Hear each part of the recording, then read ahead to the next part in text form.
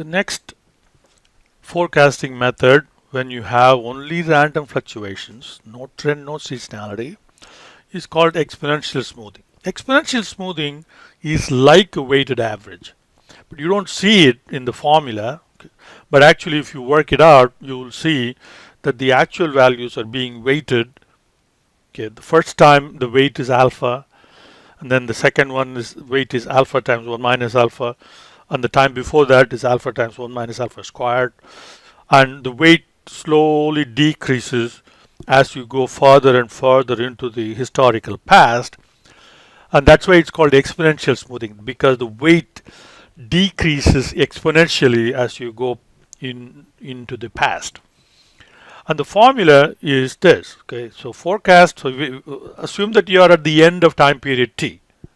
All right. Now you're looking one period into the future. That's what t plus 1 is.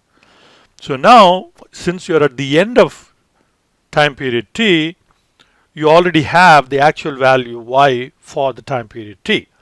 So you take what the forecast was for the time period that just ended, and then you add a part of the forecast error, alpha being a smoothing constant between 0 and 1. So you adjust your previous forecast by adding a little bit of the forecast error. So this is forecast error, and alpha is called smoothing constant. So that's a value between 0 and 1. Okay, now if you take the two extreme values, okay, like if alpha is 0, so that means you ignore that. So which means the forecast, what the forecast was for the period just ended, that's your forecast for the next period.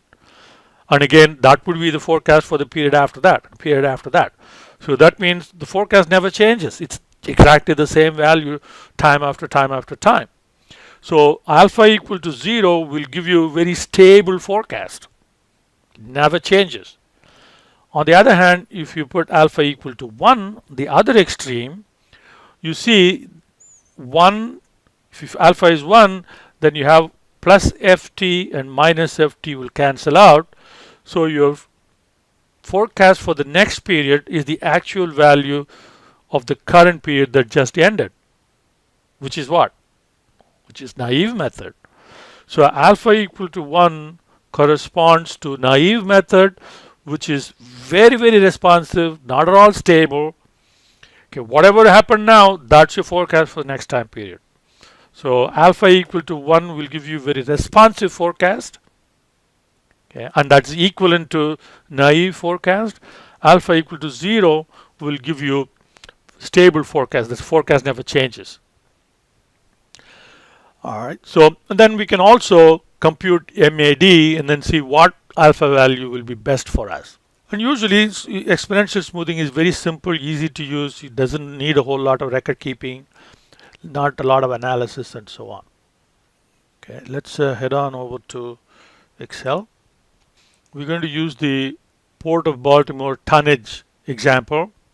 Okay, so we have the actuals for 8 quarters. Okay, and we want to compute the forecast. Okay, and let's start with an initial trial value for alpha, say 0.3. Okay, and we will analyze how to find the optimum value for alpha after setting up the model. Okay, so now to set up your forecast, you need the previous forecast, and then to remember the formula: previous forecast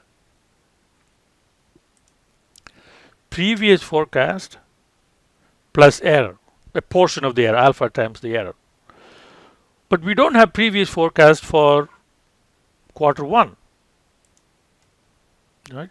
So that's the reason why you have to prime the pump, so to speak, in exponential smoothing. You have to come up with an initial forecast. If you have the previous forecast, okay, then you can use that. Okay, so because no company starts just like that, so you have a previous forecast, then take that, put it in and use it. Otherwise, you can average the current actuals and use that average as a starting point.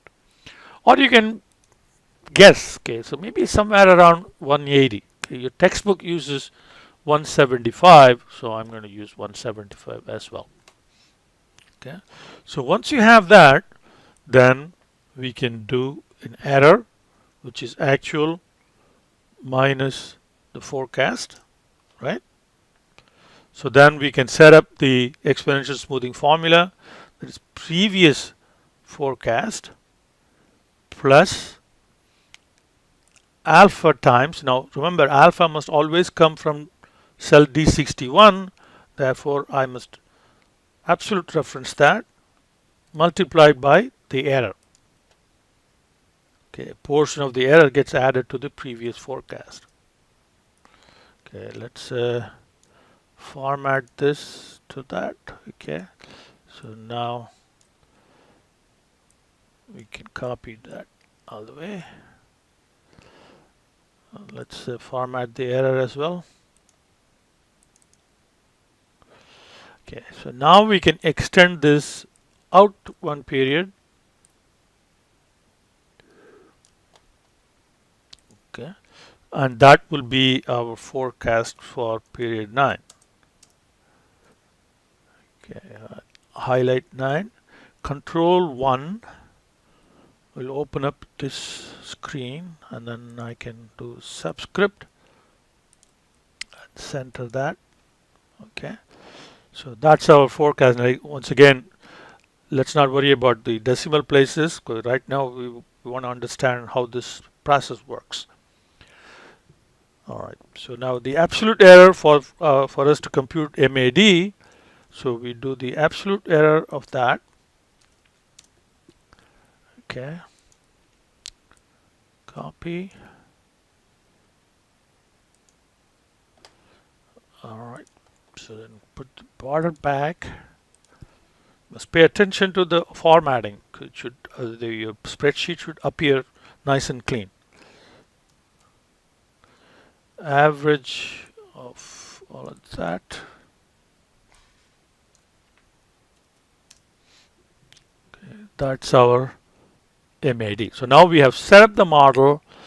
Now we can do some analysis to see what would be the best alpha value. So right now, let's see, if you set it equal to 1, you'll see it is exactly naive. If you set it equal to 0, it's all the same from whatever the starting forecast is, it's the same. Okay, so let's put it back to 0.3, and we'll do the sensitivity analysis next.